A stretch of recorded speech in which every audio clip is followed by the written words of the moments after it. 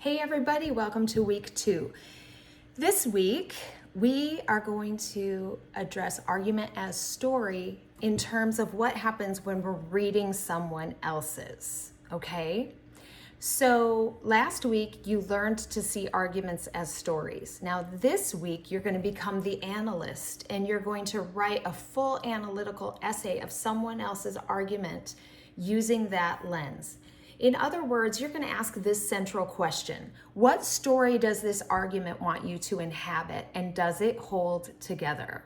I just love this so much. I have to tell you, little side note, my little side notes always make the videos a little longer than the description says. Sorry about that. I'll try not to go on too many tangents this semester.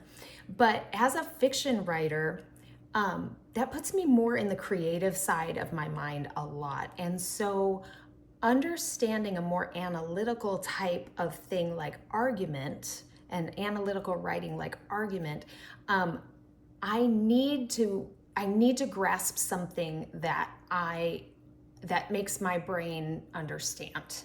Maybe that's the best way to say it. And so this storytelling frame helps me so much. Asking myself that central question, what story does this argument want you to inhabit, and does it hold together? When I can see the story of what I'm being told, or see multiple stories about the facts that I'm being told, I can think much more critically about what's happening. So I hope that you're finding that frame helpful too. And if you're not, let's talk. Send me a message via the inbox. Okay. Now, rhetorical analysis is everywhere. You're going to see there are 3 examples in the lesson today. Example 1 is the old ad campaign, Choosy Moms Choose Jif. You'll see I've put a couple of things in there about that. A good vintage ad for you to watch.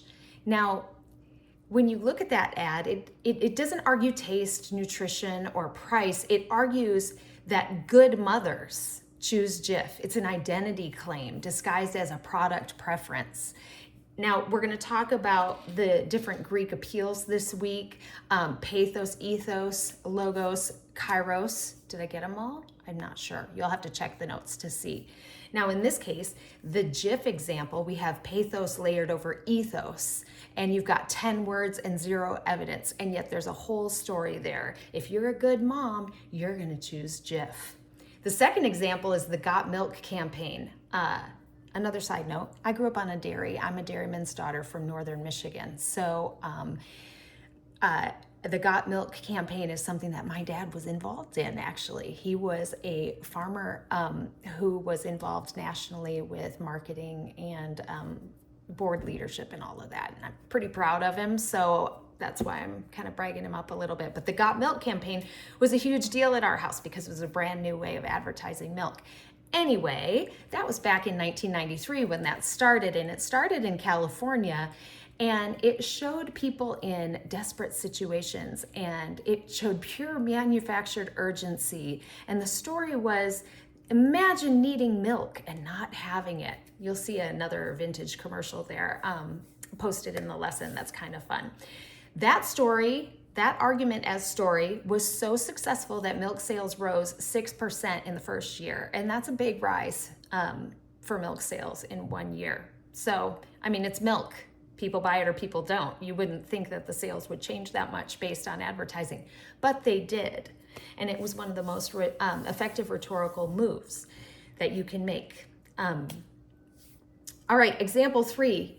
I give you a couple of before and after weight loss photos. Those tend to be a whole story without any words at all. It's a complete argument in 2 images.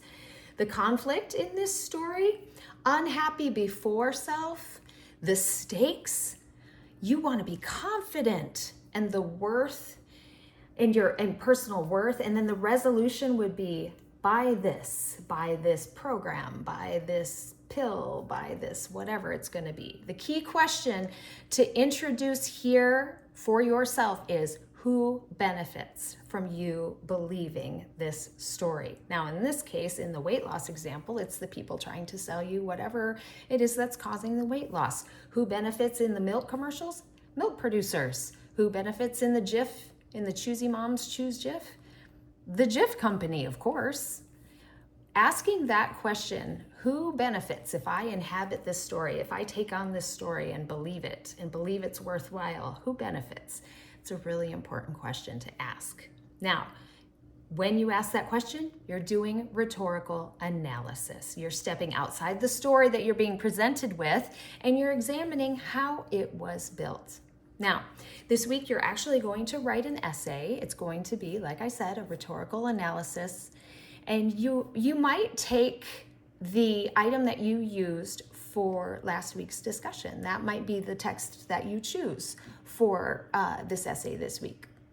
You'll learn more in the instructions. You don't have to decide or figure it out while you're watching this video. I'm just giving you a quick rundown on the week. So when you write this essay, a couple things to go into it kind of knowing. It is not a summary. It is not about whether or not you agree. It is an analysis. It's an analysis of how the writer builds their story as argument, or their argument as story. What tools do they use? How do those tools function? And whether or not that story works and is worth inhabiting. You are going to become a story analyst. You're not debating, you're analyzing. Again, there will be a lot more in the notes and in the instructions, okay? Let's see, what else do I want you? I want you to note especially that big ideas this week will be ethos, pathos, logos, and kairos, like I mentioned already. Before you draft the essay this week, read the annotated student sample. You'll see that mentioned in the notes. Read the essay and the margin notes. The notes explain every move. This essay is the model, okay? Message me if you have questions about that. You're gonna work through the toolkit before you write. That will help you a ton and will show me you're involved. And then just as an overview of what else is due this week, you have a quiz due Wednesday, toolkit due Saturday, essay due Sunday. Start early. Don't start on Saturday night. You're going to be rushed and it won't be your best work. This is a real writing week, so give yourself space and time to think before drafting, and reach out if you're stuck. I read everything. I help whenever I can, so be sure to let me know if you have questions. Have a great week.